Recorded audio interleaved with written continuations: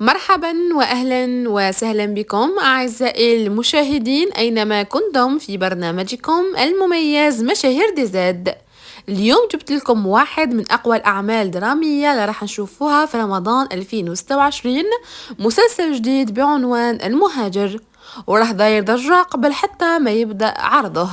المسلسل يجمع نخبة من أقوى الوجوه الجزائرية: الممثل محمد خاساني، الممثلة أنيسة علي باي، الممثل القدير عبد العزيز بوكروني، الممثلة الشابة منيا بن فغول، تونس آية علي، هناء منصور، فيصل قاصد علي، والممثلة الشابة مايا العميشي. الطاقم قوي بزاف، يعطي للمسلسل المهاجر روح ونكهة خاصة بمزج الدراما والتشويق والتأثر للعمل.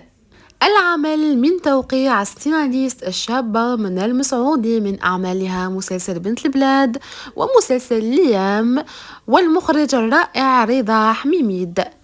كاتبة عميقة وواقعية مناسبة تماما لعمل يتناول موضوع حساس كما الهجرة وماضي الإنسان. المسلسل يحكي قصة شاب يهرب من ماضيه القاسي باش يلحق حلم الهجرة، لكن بدل ما يلقى حياة جديدة يدخل في عالم غريب يواجه فيه الوحدة، الذنب، الضياع، صراع نفسي كبير.